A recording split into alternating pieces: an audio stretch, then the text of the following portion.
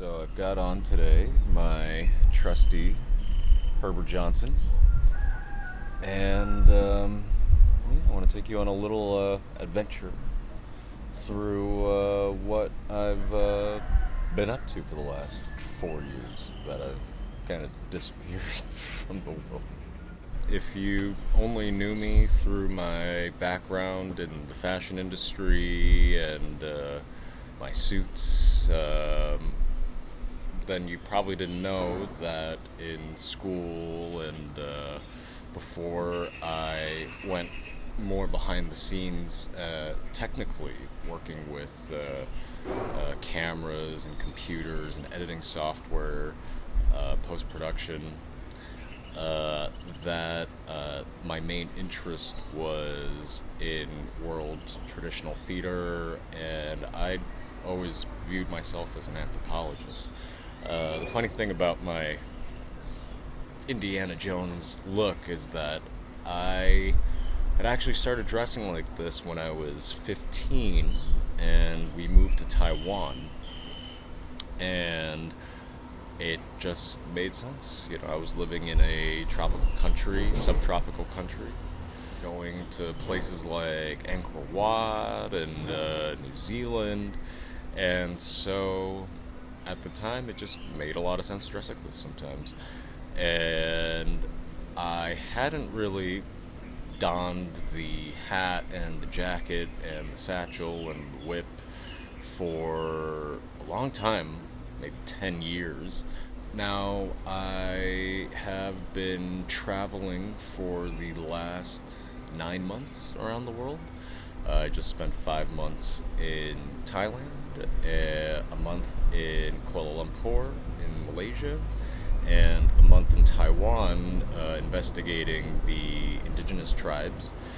And so it just made sense to get back in the saddle and put the hat back on and really just own the position of being this historian type of personality. Most people don't know that in high school and college, my main interests were in world traditional theater and dance. And so I spent a lot of time studying ancient mythology, whether it was Peking opera or Kathakali, which is an Indian form of dance, the male form, or Mohiniyattam, the female form, Kalaripayat, the Hindu martial art, or Greek drama, Italian commedia dell'arte, Japanese no, kabuki, buto, West African dance, ballet, Shakespearean drama, Greek drama.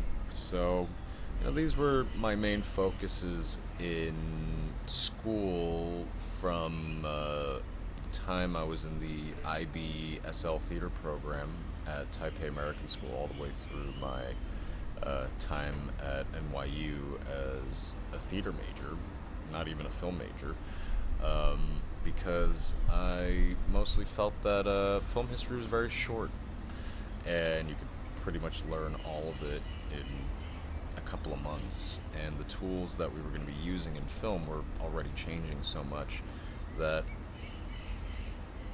it didn't make sense to spend 4 years in school studying it, because the technology that was going to exist by the time we got out of school wasn't going to exist. It wasn't going to be the same tools that we were using after school. So, my interest was more in learning the entire breadth of performing arts history, and in turn, I ended up learning a lot of the ancient mythologies of the world, because when you study traditional world theater, a lot of the plays are pretty much these old myths or old stories of kings. And once I started getting back into this research again, all of a sudden these stories that I'd heard over and over again, like the Ramayana or the Bhagavad Gita all of a sudden became relevant again in my life. And so I began to investigate. I've always been a big Star Wars fan, and that led me down to Joseph Campbell at a very young age and reading Hero of a Thousand Faces, and having a much more cross-cultural understanding about the similarities of the mythologies of the world. This is just helping me access a side of myself that I feel like I've been neglecting for the last 15 years working in film, just kind of going back and forth between New York and LA for work. And I feel back in my skin, globe-trotting and visiting ancient sites and ancient temples. I just happened to be working in documentary as a filmmaker and not as a writer. There was so much information that we were finding that it warranted being put into a book. And I was looking for my next project after the last screenplay that I wrote, and I wanted to do something about mythology, and I didn't think that it would lead me down this path, but, well, here we are. I don't really consider myself a cosplayer per se. I'm just wearing the right clothes for the job. So, this all started because I was digging through my own personal family history, and I don't know if you guys know this, but my grandmother was a Qing Dynasty princess. She just passed away last year. She was smuggled in a wooden crate on a ship during the Communist Revolution, and my dad's side traces to the Ming Dynasty. My last name, Zhu, is the Ming Dynasty surname founded by Zhu Renzang. Yeah, so this is something that we've always known in my family history, but obviously China isn't a monarchy right now, so that wasn't terribly important. The Qing Dynasty, which took over the Forbidden City, was living in the Forbidden City, was allowed to live in the Forbidden City for an extra 12 years after the transition to the Republic of China government in 1912, and stayed in the Forbidden City until 1924. And so, as I continued to trace further back to the building of the Forbidden City during the Ming Dynasty under Emperor Yongle, I just kept going till I got to the origins of the surname and how this family ended up in the south of China, in Nanjing, which is where the Ming Dynasty started, in rebellion against the Yuan Dynasty, the Mongol Dynasty. Verifiably, we could trace this surname back to like 1300 BC during the Zhou Dynasty founding era. Then, like with all cultures, it led back to mythology, things that you couldn't necessarily verify easily, or things that weren't entirely understood yet, especially regarding the Shah Dynasty, which was the mythical founding dynasty in the Chinese records that Chinese scholars haven't been able to identify yet.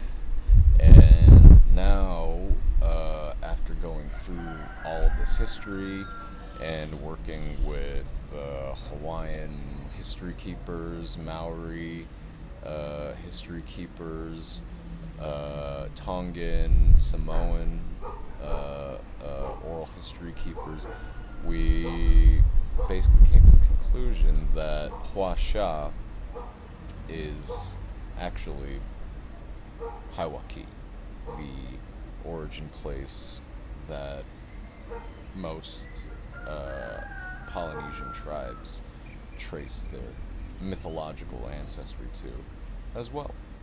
So it turns out we're cousins, and that separation looks to have been fairly late in history at the collapse of the Bronze Age.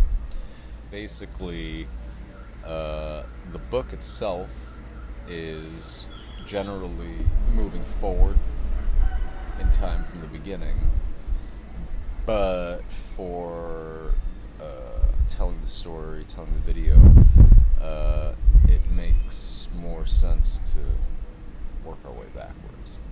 And I should note that at the beginning, my research wasn't about history at all, actually. It was very much more future driven. I was investigating Nikola Tesla again, and I took an interest in wireless free energy and solutions for solving the global energy crisis and how to get us off of this oil system that is kind of the main core of all of our global issues right now, whether that's politically or environmentally, the problems with the plastics. It all goes back down to the fact that these are all oil byproducts, and it's very cheap to use petroleum-based products and to make petroleum-based products. When I started investigating Nikola Tesla again, that brought me back to the ancient stuff that he was inspired by, because Nikola Tesla was a son of a priest and a very devout mother, and so he grew up around all of this religious mythology. So that brought me back to investigating Shivalingam technology, obelisks, and of course the pyramids, and revisiting the Giza power plant theory, which many people have championed, and at this point has become a fairly mainstream accepted alternative theory. Besides that, the written records that the pyramids were tombs, which I'm sure they were. But as monuments and public works projects, they also seem to have had secondary, tertiary purposes that were being utilized at the time that we're just really beginning to understand technologically again. And it's kind of astonishing how advanced people were at the beginning of the Bronze Age. And the interesting thing about when you're studying the Bronze Age is that the technology and the refinement of the artistic techniques and everything else is all much better at the beginning of the Bronze Age, and gradually gets worse over the course of time during the Bronze Age. So that begs the question of, okay, so who were these people, these founders? Who is Narmer, and what does that have to do with everything, everybody? So that basically led me down this road, and if you asked me 5 years ago if I was going to be writing a book about Hercules, I probably would have said you were